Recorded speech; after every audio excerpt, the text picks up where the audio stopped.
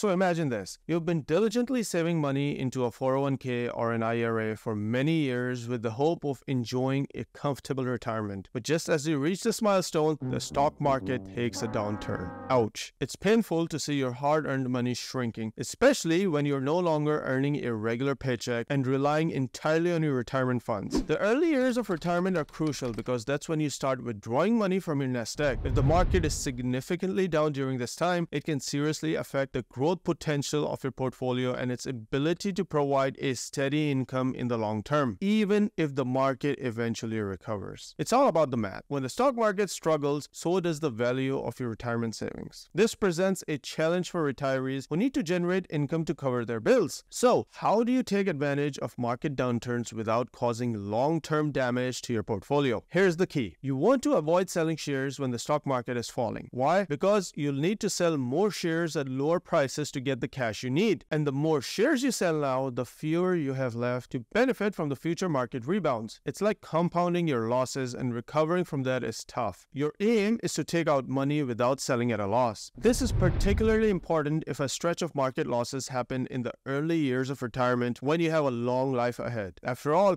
retirement savings may need to last for a decade, 2 decades, or even 3 decades. So it's important to carefully evaluate your entire portfolio and create a strategy for withdrawing funds that ensure you won't run out of money or have to drastically reduce your desired lifestyle after leaving your regular job. So, what can you do to protect your retirement plans from being ruined by market volatility? To start off, find the right balance when deciding how to divide your investments. As an investor, you probably know that stocks carry more risk, but they also offer greater potential for reward compared to other types of assets. On the flip side, bonds are generally considered safer but tend to provide lower returns. Let's imagine a scenario. If you're in your 20s, you might lean towards having a portfolio with a higher proportion of stocks. On the other hand, if you're approaching retirement, you would likely prefer a more even distribution between stocks and bonds to minimize the impact of market downturns. You want a well-rounded mix of stocks and bonds in your portfolio. It's important to adjust this mix as you age, a concept known as asset allocation. As retirement draws nearer, you wouldn't want to put your retirement savings at risk. So the question arises, how much portfolio should be allocated to stocks versus bonds? A general guideline suggests subtracting your age from 110 to determine the percentage of your retirement portfolio that should be allocated to stocks. So if you're 50 years old, 110 minus 50 equals 60. That means 60% of your portfolio should be geared towards stocks. For those who are comfortable with taking more risk, subtracting from 120 might be better, while those who are more cautious can subtract from 100. Remember, these are just general rules of thumb to consider when you make your investment decisions. Next, let's talk about the importance of keeping some cash readily available. It is highly recommended that retirees have a sufficient amount of cash or cash equivalent to cover their living expenses for a span of 2 to 4 years. Why is this important? Well, having cash in hand serves as your first line of defense. In the short term, you can rely on your funds from the checking and savings account to fulfill your immediate spending needs. By using your cash reserves first to supplement your income, you can avoid the need to sell your stocks at a loss. This strategy gives your portfolio and the overall stock market more time to recover from temporary downturns. With ample cash reserves, retirees can withdraw smaller amounts from their investment accounts during a market decline, allowing them to rely on their cash savings to cover their daily expenses. And by doing so, they can navigate through the challenging market conditions with a greater peace of mind. Your second line of defense are bonds and bond funds. When the stock market gets a bit rocky and experiences volatility, bonds tend to be more resilient compared to stocks. They generally hold up better and have smaller price fluctuations. And as your last line of defense, explore the idea of selling stocks. It is generally recommended that you hold off selling your stocks, which are likely the valuable dollar that you've worked hard to grow, for as long as possible during a downturn. However, there may be situations where you need to sell stocks. In such cases, it's better to liquidate individual stocks or equity funds that have demonstrated resilience during market sell-offs. For instance, if Fund A is down -20% and Fund B is down -10%, you might be better off selling shares of Fund B. You might also consider temporarily pausing dividend reinvestments in your non-retirement and taxable funds. Additionally, if you have any big winners in your portfolio that have experienced substantial price appreciation, you might contemplate selling them to raise cash. And by doing so, you'll need to sell fewer shares to obtain the desired amount of money. Next, withdrawals from Roth IRAs and Roth 401ks, which are funded with after-tax dollars, are tax-free. Therefore, Generating income through these accounts is less costly compared to selling shares and taking distributions from traditional 401ks or IRAs, which are taxed as ordinary income by the IRS. So, the last bucket of withdrawals should be 401ks and IRAs, especially during a down market. Real quickly, I want to emphasize the importance of diversifying your investment portfolio beyond just the stock market. That's why I personally find rental real estate as a valuable addition to my portfolio. By having a mix of investments, you reduce the dependence entirely on the stock market's performance.